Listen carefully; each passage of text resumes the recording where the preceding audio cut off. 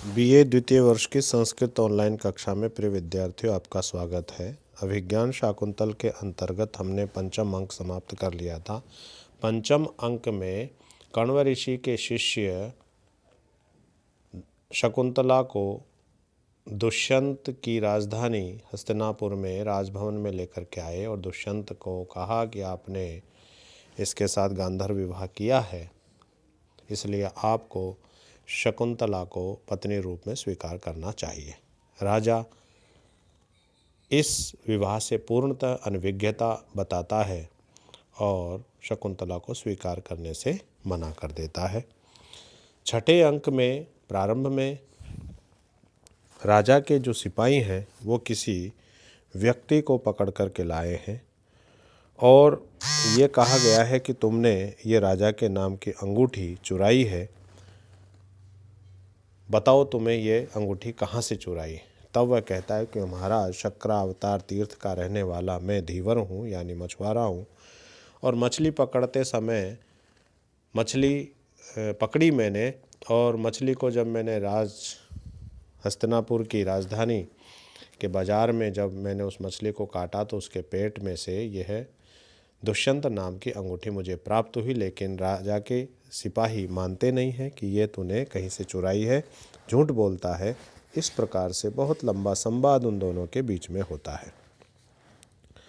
तब ये स्पष्ट होता है कि राजा के सामने उस धीवर को प्रस्तुत किया जाता है और प्रस्तुत करने के बाद में जैसे ही अंगूठी राजा को दिखाई देती है या उसके हाथों में देते हैं तो सब कुछ वहाँ पर स्पष्ट हो जाता है, और स्पष्ट होते ही राजा को वो सारी बातें, पिछली घटनाएं याद आ जाती है। क्योंकि दुर्वासा ने कहा था कि यदि तुम्हारी सखी को यदि वह भूल जाए तो यह अंगूठी उसे चिन्ह के रूप में दिखा देना। और कण्व के यहाँ से विदा होते समय भी उसकी सहेली ने यह बात कही थी। अब उसी पश्चाताप में राजा विरह में व्याकुल होते हुए, सब कुछ शांत अवस्था में, हस्तिनापुर की राजधानी में कोई भी उत्सव नहीं हो रहा है, कोई भी आनंद का कार्यक्रम नहीं हो रहा है, सब कुछ शांत है, क्योंकि राजा को अपनी प्रियतम का जो अपमान उसने किया है उसकी आग में वह जल रहा है। इसलिए 5वें श्लोक में 6ठे अंक के में कहा है, रम्यम द्वेष्टि यथा पुरा प्रकृतिर्भिर न प्रत्यहम सेव्यते, शय्या प्रांत विवर्तनैर्विगमयत्युन्निन्द्र एव क्षपाः, दाक्षिण्येन ददाति वाचम उचितम अंतःपुरेभ्यो यदा, गोत्रेषु स्खलितस्तदा भवति च व्रीडा विलक्षणश्चिरम्। कहा गया है कि रम्यम द्वेष्टि, रमणीक वस्तुओं से क्या करते हैं, द्वेष करने लग गए, अर्थात घृणा करने लग गए। यथापुरा अर्थात जैसे पहले की तरह प्रकृति भी, यानी जो मंत्री लोग हैं उन मंत्रियों से भी प्रत्यहम प्रतिदिन न सेव्यते, नहीं मिलते हैं, उनकी बात को नहीं सुनते हैं। दूसरी पंक्ति में कहा, उन्निद्र एव शय्या प्रांत विवर्तन, और शय्या के किनारों पर करवट बदलते बदलते ही, जागते हुए ही, उन्निद्र उनींदे रहते हुए ही, क्षपा गमयति यानी रात्रि को व्यतीत कर देते हैं।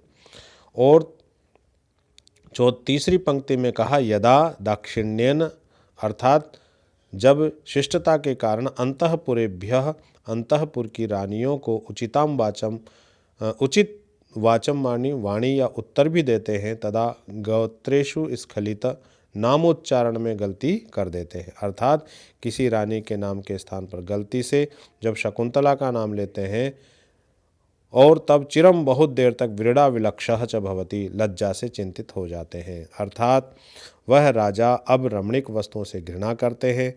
पहले की तरह मंत्रियों आदि से विचार विमर्श प्रतिदिन नहीं करते हैं, मिलते नहीं हैं उनसे, रात्रि भर जागते रहते हुए शैया के किनारों पर करवट बदलते ही रात्रियां व्यतीत कर देते हैं।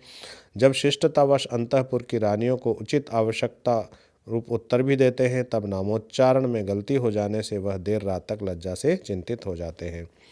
तो प्रिय विद्यार्थियों, राजा की पश्चाताप की स्थिति का वर्णन करता हुआ वह जो कंचुकी है वह कह रहा है कि वह किसी भी सुंदर वस्तु को देखकर अब प्रसन्न नहीं होते, अपितु उससे घृणा करने लग जाते हैं।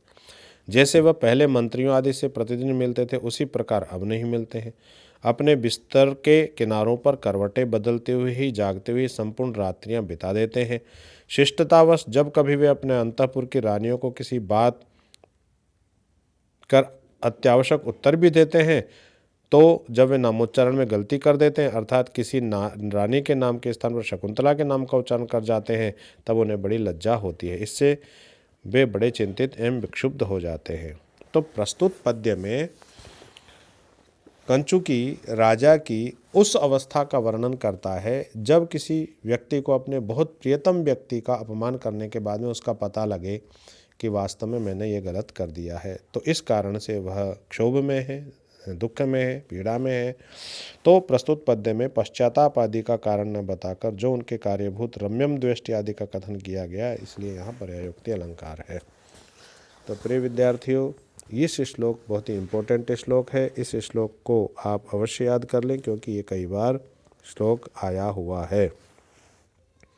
विगमयति का मतलब व्याकरण की दृष्टि से वि उपसर्ग पूर्वक इन धातु से णिच प्रत्यय करके लट लकार में यह रूप सिद्ध होता है। तो इस प्रकार से प्रकृति का अर्थ मंत्री और प्रजाजन भी होता है, ये ध्यान रखिएगा, क्योंकि ये पद अलग आया। यह प्रकृति का मतलब स्वभाव भी होता है, और इसलिए यहाँ प्रकृति शब्द जो है मंत्री के लिए ही आया है, ये आप लोगों को ध्यान रखना चाहिए।